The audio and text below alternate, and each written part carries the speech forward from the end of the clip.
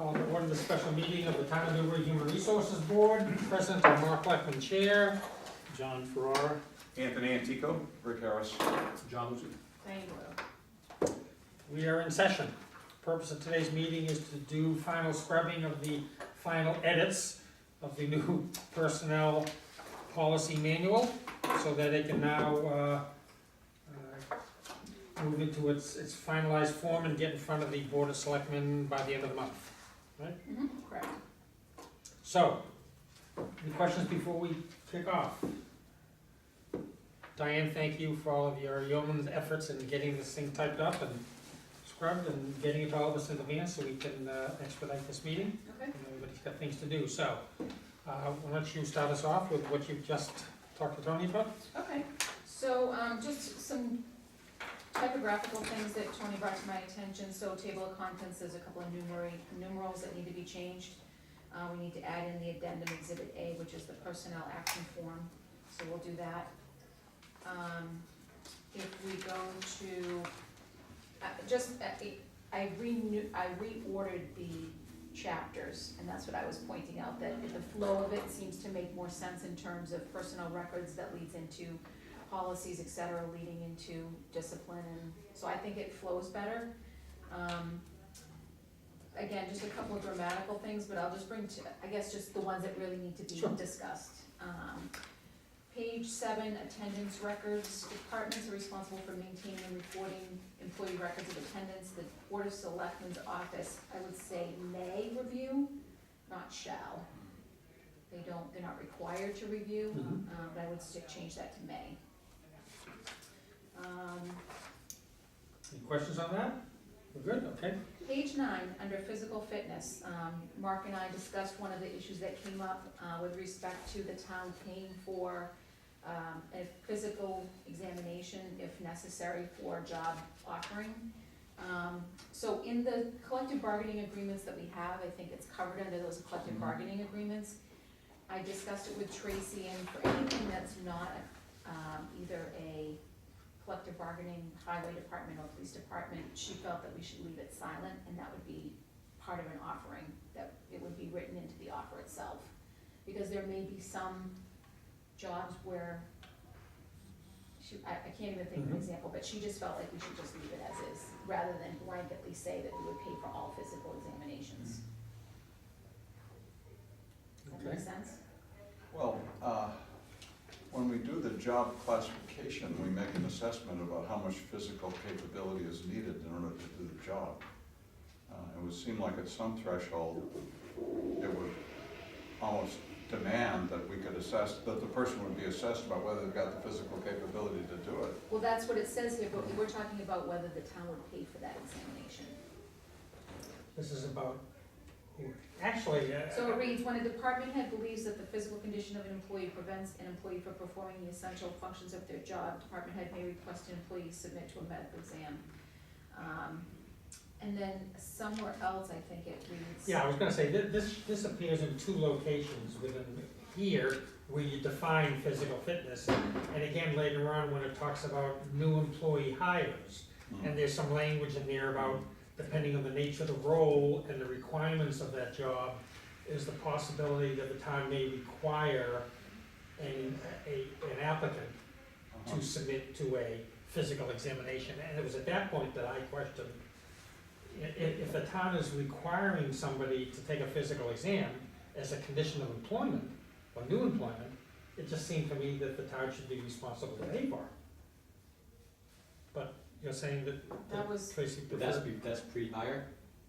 pre-hire, yeah, pre-hire. Well, but under what conditions would that be outside of the people that are covered by collective bargaining? I don't think it enumerates Fire that, it just department, says, fire department's not covered under a CBA. Okay. see if I can find it, it's later on in the. Yeah, new hire, under new hire.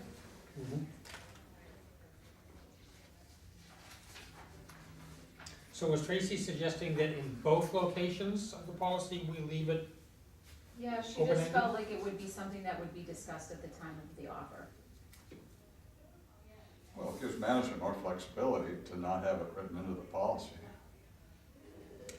what, if you go into the employment, not in terms of an offer, now they've offered and accepted, they're working, Yep. and a typewriter smashes on somebody's foot, oh, I can't work, blah, blah, blah, blah, so, you know, that's probably gonna be a workers' comp thing Correct. anyway, but let's say it doesn't come to that, if there's a question about, you know, physical ability to do the job, I don't know. That's what I was kind of wondering, I mean, you can hire somebody at one physical level, Yeah. and then 3-4 years later, through neglect of themselves, or just, or whatever the thing is, you know, they become overweight or something, then at some point, the department head says, look, he's not viable anymore because, or she's not viable because of this condition. What's the, Right. where's the onus on that? Yeah. Right, so let me just read the one that I caught, and again, to me, they're two separate issues. This is under, this is in appointments, promotions, transfers, resignations.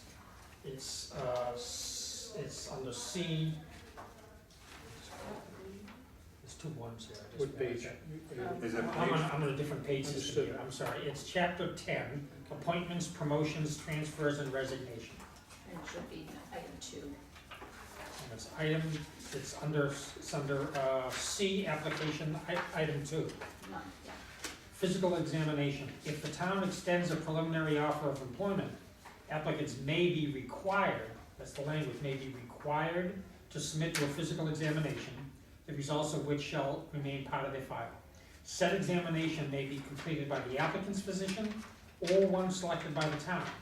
Said physician must provide a copy of the job description for which the applicant has applied. I read that language, and I'm saying, well, if the town is requiring a candidate, pre-employment, to submit to to a physical examination, shouldn't the town be required to pay for that examination? Maybe it's me. I'm thinking maybe there's more of an argument after they're hired, maybe it's a condition of employment, I don't think there's any obligation to the town to pay for someone to make sure that they're qualified. You give the parameters, hey, look, this is the Yeah. job, but these are the parameters, this is what I need to have from you, from your physician or whatever, saying that you're ready for it. Then, once they're hired, it might be more of an obligatory Okay. thing for the town, but not prior to hiring, No? I wouldn't think. No, it's just- I would, you know, it's analogous to, you pay for your college degree, we Right. require a college degree. Right. So you pay for your physical exam required for condition of hiring, that's, Sure. I'm agreeing with that. Right. Yeah. But to Tony's point, item H on page 9 does talk about if someone is believed to now not be physically fit, that we can then, even though they're a current employee, be required, may require them to be subject to a physical fitness. And as far as who's responsible for that, At the town's expense, it says it, yeah. Where? Oh, at the town's expense. yeah, Oh. paragraph H, right? Yes. Yeah. I mean, In the case of employment versus pre-employment. Yep. Right. Okay. there So are, then it's at the town's expense if somebody's already on the payroll? I wouldn't even do that. I mean, I'd leave it very subjective, it's got a case-by-case basis, and make sure that that's clear on hire. It is your responsibility to maintain these standards throughout your employment. If that ever gets called into question, You may be required you may to be submit required to. to submit, yeah, I don't know why that'd be the town's responsibility. So stop at physician and take out at the town's expense? But if you leave it Tony's- quiet, then, if it's silent on it, you go, I would imagine, go either way with it, right? Or That's Ah. But see, that's why, I think that's why she was suggesting that. And then negotiate on a case-by-case basis? Yeah. Okay. Folks okay with that? All right, so we'll take it out in both cases. Okay, thank you. So. Good catch, Sean. Chapter 5, Tony just brought up that the headings of each of the paragraphs should be bold and separate like the rest of the document. So I'm gonna do that. Page 11, compensation plan. Item C, Termination of? yes. So this one I think requires a change. The compensation of each employee of the town, except for elected officials, shall be determined in accordance with and shall conform to the wage schedule and rates of compensation and the effective dates thereof established for the different positions. Set, and I'm recommending that it say set forth in the classification plan. We talked about not providing a copy of this classification plan attached to the document. Then it should read, not the board, but the town administrator shall determine, comma, in accordance with the provisions of this section and said wage, rate, and schedule, the rate of compensation of each employee. We don't determine as a board what people are paid on an annual basis, it should be the town administrator. And then it goes on to say non-union compensation established through the town's compensation plan. So I recommend that it just be changed to town administrator. She sets the rates of pay on July 1 of every year. For everyone? With the exception of those voted at town meeting, like the town clerk and some board. So you don't, when you hire somebody to work for you, you don't determine that person's pay? It's determined by Tracy in accordance with the department head in terms of the compensation plan and the budget. There's a lot of different factors, and it has to be within the range. So it's set in, basically by the department head and the town administrator. Well, that was my assumption, like the town administrator would oversee the administration of the salary plan, but it would be the department heads who would be responsible for working within the budget, within their budgets, and within the parameters of the classification. But I She's think pretty every one of these employees is subject to a PAF, which is signed by Tracy, Yeah, not signed by the department head. Or, It's maybe submitted both. by the, well, yeah, it's submitted by the department head, Yeah, approved. and then, and then the HR board chair and Tracy are the two other responsible signatories, So so. I mean, the HR board basically just makes sure it lands within the classification, Right. and then she makes sure that it lands within the budget, yeah. Right.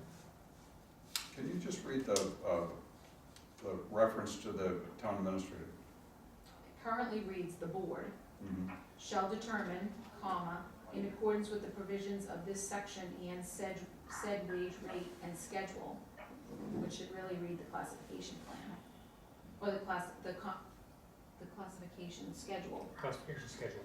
the rate of compensation of each such employee. But I'm saying it should be and it's not us, it's the town administrator. Yeah, I agree, it's not us,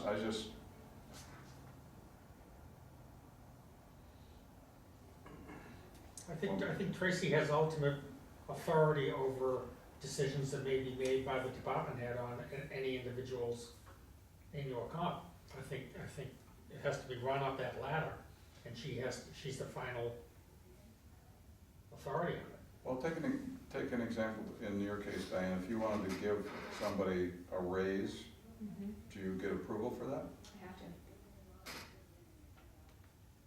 And most times, the budget is set at the beginning of the year, and it's based on the hourly rate, the number of hours, it's already predetermined. I think pretty much what it does, it just mandates a dialogue between town administrator and the department head, to make sure everything lines up, all the numbers line up, make sure that, she might foresee other things coming down the line that might not make it feasible. It opens up a dialogue. Mhm. I think it's kind of a necessary component for that. She has big picture view of what's going on. I was gonna say, she's also, I mean, the department manager is privy to it, but the town administrator is ensuring that similar positions within the classification plan are compensated fairly and equitably, Yeah, and the department managers may or may not be, thinking that globally. It's a way to ensure that the right hand knows what the left hand's doing, I think, is kind of the way it works. yeah, I think that's okay, it was something about the way it read or sounded that made it sound like micromanaging, like she's gonna make a decision about every salary every year for every person. She technically She does. does.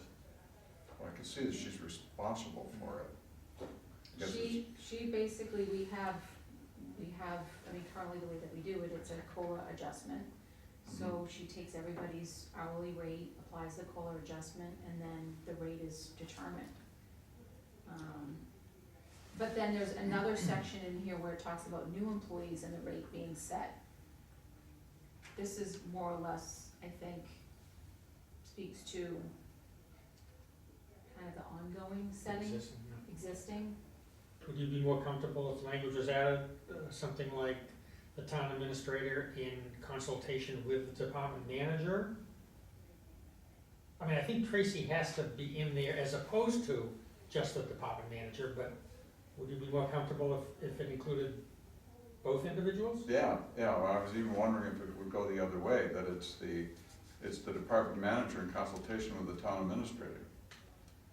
Oh, I No, don't think because- that that's gonna fly. Yeah, no, what happens is we submit a budget, so we had just gone through our budget process, so we would submit a budget, I submit a budget for my department. I have 2 employees, this is what I'm submitting as far as what I think they should be compensated. It doesn't always, it's not gonna get approved because I make that recommendation, it's really subject to that COLA. Mm-hmm. So unless there's a compelling reason the person's taken on more responsibility, or they've become certified, or, It's not, I see what you're saying, I see where it could be read that way, but I don't think it's, I'm not a department head, and I'm close enough that I'm exposed to a lot of it. It's not a micromanaging thing, I don't see it that way at all, I see it as, again, it's somebody that has big picture view. When you're hiring somebody, if you're giving somebody an increase in their salaries, there's implications that, as an individual department, you might not know Yeah. what the plan is beyond your department, or what the feasibilities are of that movement beyond your department. She's the common depository for all that information, and so she can see the cause and effect. Okay, if this happens, what is the, how does it affect the domino theory to anything else, if anything else? So I think it's, I don't know if I don't remember if it says actually approved or what it says, but it's definitely she's involved in that. There's a dialogue that has to happen before something like that's changed. In a business like this, I think you have to. Okay, so I would go back to your suggestion, Mark, that the town administrator in consultation with the department head. I'm not sure that's necessary. That sounds like a piece, yeah. When you look at it, the actual language that stands out to me is in accordance with provisions of this section in said wage rates and schedules.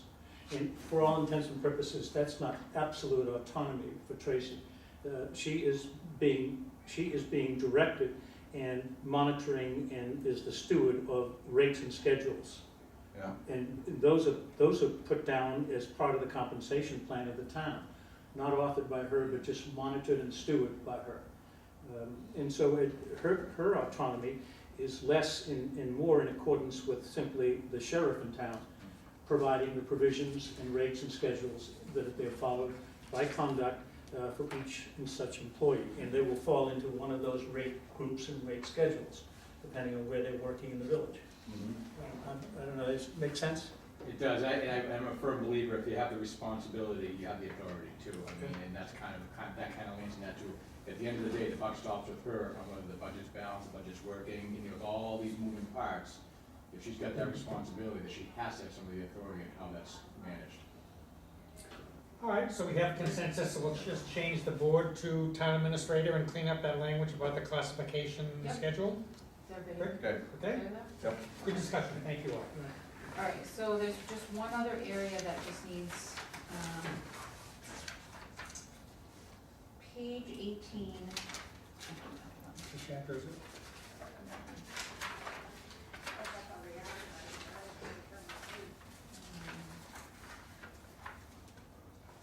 So it is going to be under hours of work, breaks, and overtime, Is that Chapter 8. Chapter 8? chapter 8. Okay. If you read under B, number 3, non-exempt employees not covered under a CBA are to be paid an overtime rate for working on an approved holiday. This was discussed when John Lucy brought Alright. this to our attention for dispatchers who are not covered under a CBA but may from time to time be required to work on a holiday. So we had discussed, and Tracy had no problem with providing them with an overtime rate of pay to work on a holiday. So if you had a dispatcher or another employee that's an hourly employee that needed to work on Patriots' Day, DPW. DPW, well, they, They're contractual. They're contractual. Okay. that there was no provision for them to be paid an increased amount based on working that holiday. So we discussed at this level that we were gonna add this in. And Tracy was fine with that, but if you then go to chapter 9, under B, holidays, item 2, it contradicts how it reads there. employees required to work the holiday shall receive holiday pay and regular pay, i.e. double time. So there's some, and this I think was already in the document.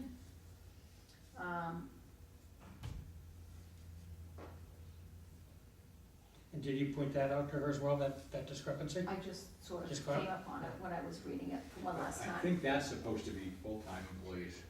Well, that's really how it reads in the CBA. Right, That's that 50. sounds like full-time employees, as opposed, I mean, that's what, Salary? well, full-time employees, I mean, I'm only comparing to our CBA Well, with the, you can have full-time non-exempt and full-time exempt. true. So yeah, well, we it's- just need to make sure it, An overtime rate is 1.5. yes. Double time is like, you have a patrolman who works Thanksgiving, he's getting paid double time. Right, but he's also getting docked the holiday, so it's. Right, he doesn't get then the holiday He pay on doesn't top of retain it. the holiday. He doesn't, he works the holiday, so he doesn't have a floater, because he's worked on a day when he was scheduled to be off, he gets paid double time. Right. So we just need to clear that up, do we take out what we had added, do we change page 20, item 2 to say non-exempt employees and make that time and a half? It needs to be consistent.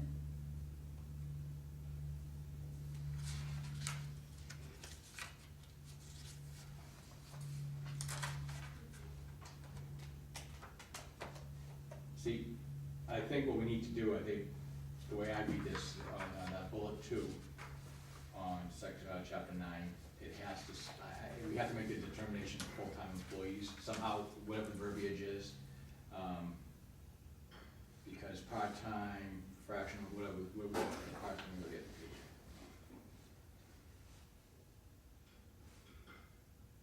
Because on that bullet there, it's also referring to, or, you know, if they get to retain the holiday.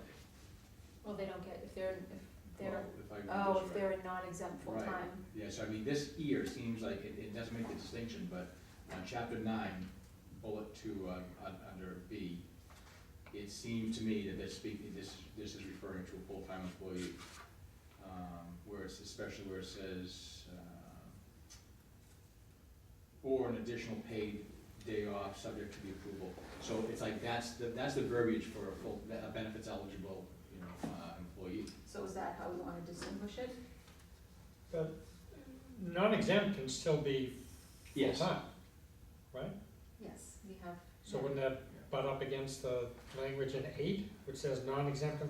Do we have to change non-exempt to something like part-time? Permanent I mean, part-time, it's permanent. Was the distinction going to be exempt versus non-exempt, or is it part-time versus full-time? Full-time. Right, That's the distinction so, I see. so in 8, overtime comp number 2, which we are, number 3, we're talking, it refers to non-exempt employees. Should that be changed to part-time? Does that clean it up? Because now we're comparing part-time to full-time versus we're comparing an apple to an orange here, non-exempt to full-time. Does that make sense? So would it be permanent part-time employees? Well, the spirit of this is that if you're not full-time, And you're called into work, and you work on holiday, that's a premium that you should be. you have to be paid overtime, but not the same benefit that full-time employees get, Yeah, which is I in guess- 9. and I'm only going by our CBA too, so I'm kinda, the way I read that, the way I read this, that's like the CBA. the CBA. Yeah, I don't know anyone that, Cause no part-time employee part-time employees don't have the benefit of holidays, they're not benefits eligible. right, They don't have that, so how can you say, well, to read this, a part-time employee can say to me, yeah, I'll work Thanksgiving and you owe me a day off, no. You don't get- We don't owe you a day off. cause they're not benefit They do eligible. not have Right, benefits, so, so the non-exempt needs to be changed it's not to the non-exempt, it's So- salary versus, Well, it should be part-time. right, part-time. permanent part-time and part-time non-benefit eligible employees. Yes, Well, there you go, there Yeah. you go, that's it, good enough. Well defined. Permanent part-time and part-time Non-eligible. Non-benefits eligible. non-benefit eligible. So this is in 8, right? Or is This is B2, B3 on page on chapter 8. Chapter 8, okay, So it will right. read well, it will read part-time and permanent part-time non-benefit eligible employees. Ought to be paid an overtime rate for working on a approved holiday, okay. That And makes then we don't have to clean up. That makes the distinction of non-benefits eligible, that's what we're talking about, and why that did stuff up. Good job. Right. Okay. So then we leave 9 as is. The language in 9, yeah? Yeah, Okay. I think. All right, so I think those were the major ones that needed to be discussed. Tony had brought a couple things to my attention again, just, I think after that, it was, fix that. I think it was some chapter headings. I think that was pretty much it. So with those edits, I think We got it done. we have a document. We're good? Is Any there other is there anything points else? of, No, I think And you I've got all the covered ones- everything altogether, yeah. Typing. So Oh, that- one thing, on page 20, Yeah. at A, application of the article, you're gonna change that to chapter. Chapter, yeah, I did Okay, mention that, chapter. and one thing, it says provisions of this chapter are applicable to all employees, except when the provisions, it should be, except when the provisions hereof, that precludes your having to say the chapter again. Right? Yep, or defer to that? are in conflict with those exempt. Okay, so I will make those and, I think we can vote. I read it again, so I Are you think, good, Diane? yep, I think that was it, right, Tony? Based on all of this hard work and revision after revision, So I will add addendum A, which is the PAF, and Yeah. then I will also add in the signature page that will, so I think we should vote. So I make a motion that we accept that document with the edits as presented. is there a second? Second. Any discussion? All in favor? Aye. All opposed? Guys have it? We are complete. I think that- So where it goes from here is it will go to, the Board of Selectmen's, Right. On the 26th, Yep. 25th, whatever that Tuesday is. Yep. And then, the idea is that we will put this up on the website, on the Human Resources page. And then we are going to send all employees an email indicating that the newly revised policy document is up on the website. And they must print off an acknowledgement that they know where it is and have read it, so that we have that for everybody's personal folder. And will that, has it gone to town council yet, the suggestions we made about the three additional documents that need to be signed? The We have- the acknowledgement pages? We haven't done that, well, they're gonna acknowledge it for the first time as the new document. Right. And then we talked about,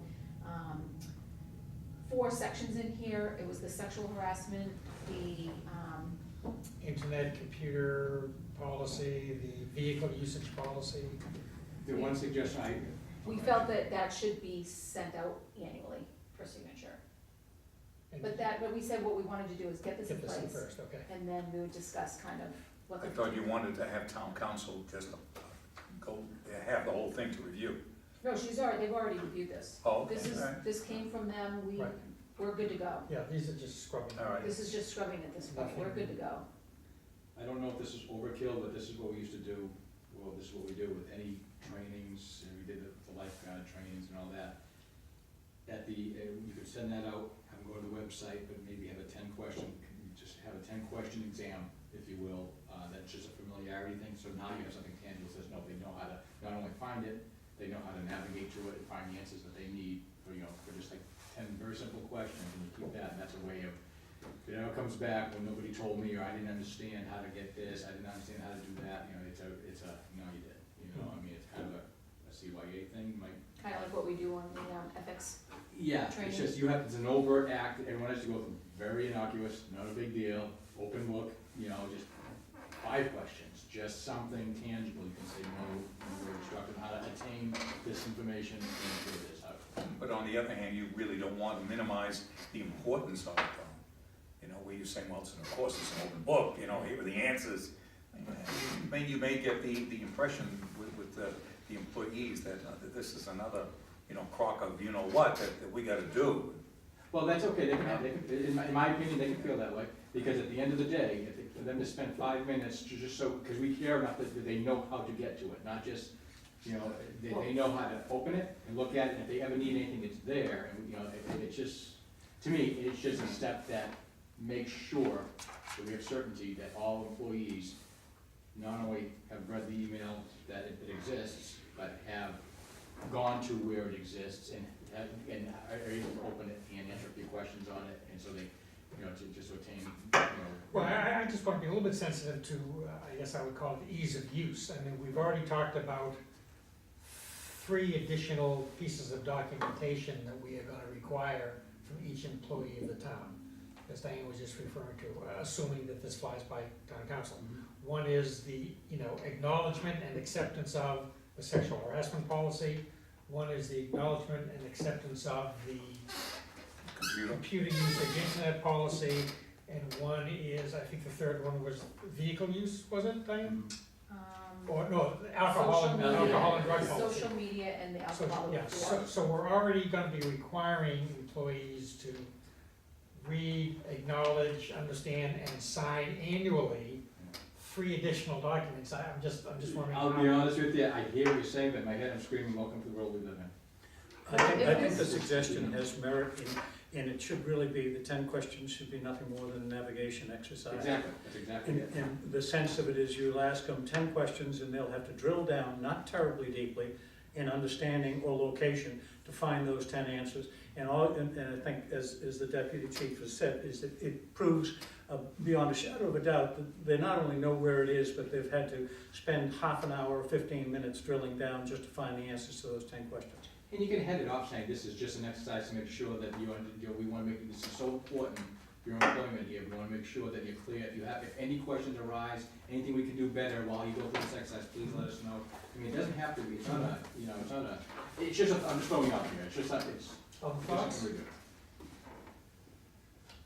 can also continue for the next meeting too, if we wanna think about it. That's a good point. This won't be an official document until it gets by the BOS the end of this month. We're scheduled to meet at least one more time before that.